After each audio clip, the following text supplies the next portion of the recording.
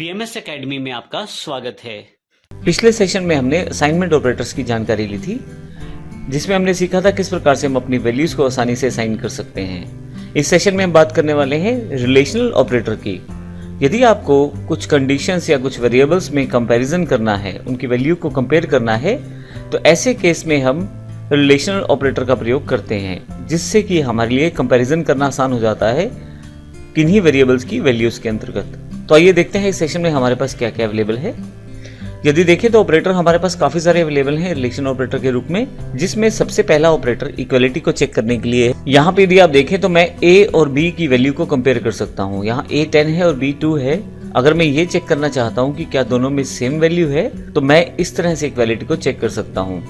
यहाँ सबसे important point ये है कि आप यहाँ दो इक्वल के निशान लगाते हैं इक्वल ऑपरेटर की तरह प्रयोग करने के लिए।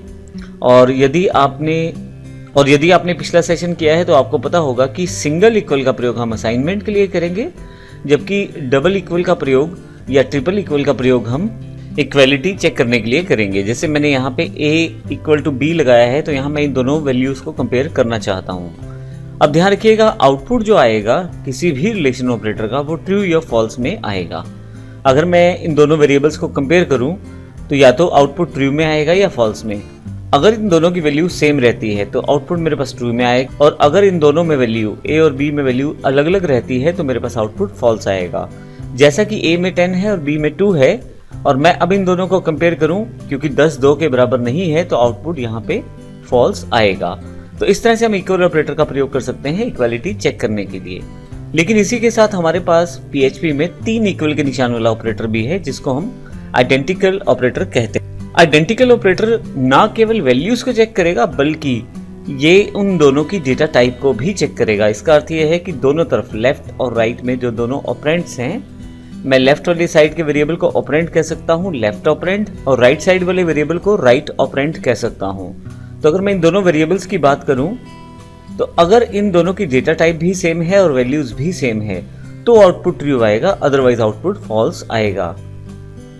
इसके पश्चात है नॉट इक्वल। अगर हम ये नॉट इक्वलिटी चेक करना चाहते हैं तो दो ऑपरेटर हैं, दोनों में आप किसी का भी प्रयोग कर सकते हैं। उसको लगाने का तरीका कुछ इस तरह से होने वाला है। आप नॉट आइडेंटिकल को भी प्रयोग कर सकते हैं। इसमें आपके पास एक नोट का निशान रहेगा साथ में, और दो इक्वल के निशान रहेंगे। इस केस में आप जब नॉट इक्वलिटी चेक करेंगे तो वहां पे डेटा टाइप को भी चेक करना पड़ेगा और साथ में वैल्यूज को भी चेक करना पड़ेगा। इसके साथ मेरे पास ग्रेटर देन ऑपरेटर है, जिसमें यदि a की वैल्यू बड़ी रहती है b से, तो ऐसे केस में ट्रू आएगा, अन्यथा फॉल्स आएगा। तो यहाँ पे आपके पास ट्रू आया है, क्योंकि a में 10 है, b में 2 है। लेस देन भी आप चेक कर सकते हैं, यहाँ आउटपुट फॉल्स है, क्योंकि a छोटा है b से। ये चेक करना है मुझे, ऐसा नहीं है a 10 है और b 2 है, इस कारण से यहाँ पे फॉल्स आउटपुट आने वाला है। हम ग्रेटर देन के साथ साथ इक्वलिटी को भी चेक कर सकते हैं कि क्या a b से बड़ा या बराबर है।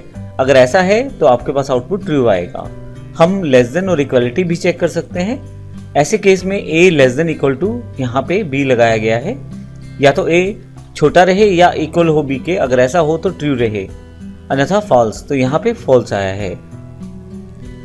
तो इस तरह हमारे पास यहाँ रिलेशनल ऑपरेटर है, जिनको प्रैक्टिकली यूज करके हम और अच्छी तरह से समझ पाएंगे। हमारे पास रिलेशन एक्सरसाइज .php के नाम से प्रोग्राम अवेलेबल है। आइए देखते हैं प्रैक्टिकली इसको करके, ताकि हम इसे और क्लियर कर पाए। यहाँ मेरे पास नोटपैड++ और लेफ्ट साइड पे ब्राउजर पहले से ओपन है। तो पहले मैं यहाँ से फाइल पे ओपन पे जाता हूँ, और जो मुझे चेक करना है प्रोग्राम, उसको ओपन कर सकता हूँ। यहाँ पे मेरा जो प्रोग्राम है वो रिलेशनल ऑपरेटर से संबंधित है, तो मैं रिलेशनल का जो एग्जांपल है उसे क्लिक करके ओपन कर लेता हूँ यहाँ।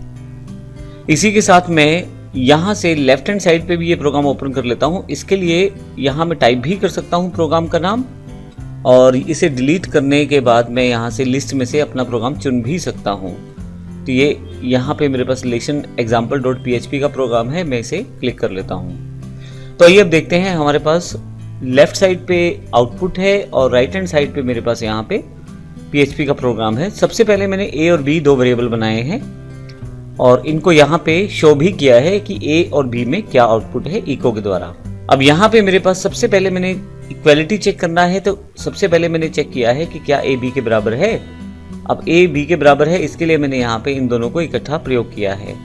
यहाँ मैंने एक स्पेशल फंक्शन वेरिएबल डंप का प्रयोग किया है। वेरिएबल डंप आपको यहाँ पे मदद ये कर रहा है कि ये आपको कंपैरिजन करने में मदद कर रहा है यहाँ पे, जिससे कि आउटपुट आपके पास ट्रू या फॉल्स में आ जाएगी। अन्यथा आपको इफ क्लोज लगाना पड़ेगा और वो आपके लिए कोडिंग में काफ़ी लंबा हो जाएगा।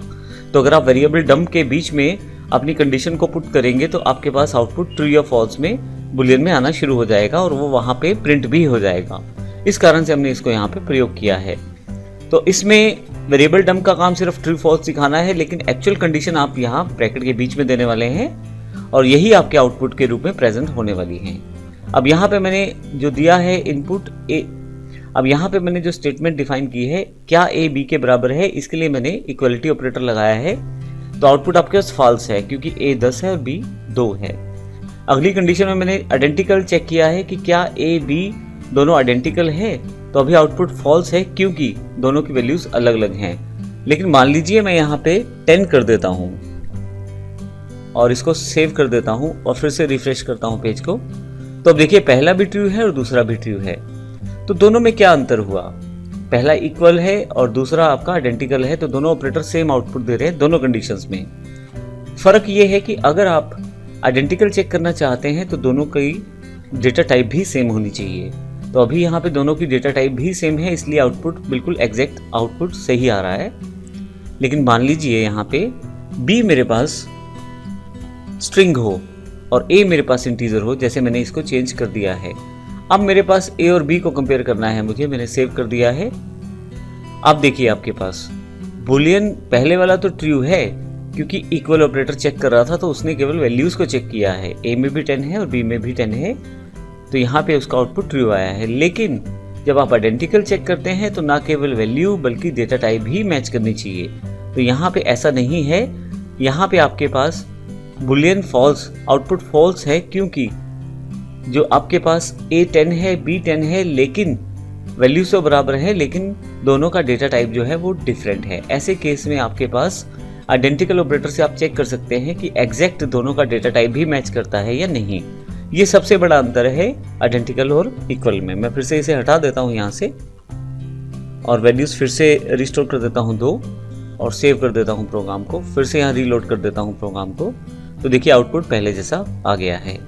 इसके पश्चात मेरे पास नॉट इक्वल है। अब यहाँ नॉट इक्वलिटी को चेक किया जाएगा। अब दोनों इक्वल नहीं है तो इस कारण से आउटपुट ट्रू है। इसी तरह से आप ग्रेटर देन प्रयोग कर सकते हैं। ए बड़ा है बी से तो यहाँ पे आउटपुट ट्रू है।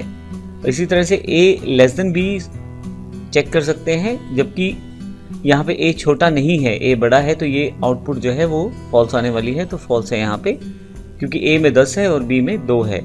और हम ये चेक करना चाहते हैं कि क्या ए छोटा है बी से, नहीं, ए जो है बी से बड़ा है, इस कारण से आउटपुट यहाँ पे फॉल्स आई है। इसी तरह से ग्रेटर देन और इक्वल को इकट्ठा चेक कर सकता हूँ मैं। यहाँ पे इक्वल का साइन और ग्रेटर देन का लगा के आउटपुट ट्रू है, और लेस देन इक्वल भी चेक कर सकता हूँ, आउटपुट यहाँ पे फॉल्स है। तो इस तरह से मैं रिलेशनल ऑपरेटर का प्रयोग कर सकता हूँ और आसानी से वेरिएबल्स या कंडीशंस में कंपैरिजन कर सकता हूँ। हालांकि हमने यहाँ पे वेर डंप फंक्शन का प्रयोग किया है, लेकिन आने वाले सेशंस में हम इफ क्लॉज, स्विच क्लॉज इत्यादि के द्वारा बड़ी बड़ी कंडीशंस को भी कंपेयर करके हम आसानी से अपने प्रोग्राम्स को बनाएंगे। तो इस सेगमेंट में हमने रिलेशनल ऑपरेटर की जानकारी ली है। अगले सेगमेंट में हम जानकारी लेने वाले हैं इंक्रीमेंट और डिक्रीमेंट ऑपरेटर्स की, जिसमें हम देखेंगे किस प्रकार से हम इंक्रीमेंट या डिक्रीमेंट कर सकते हैं पोस्टफिक्स या प्रीफिक्स ऑपरेटर के साथ। धन्यवाद।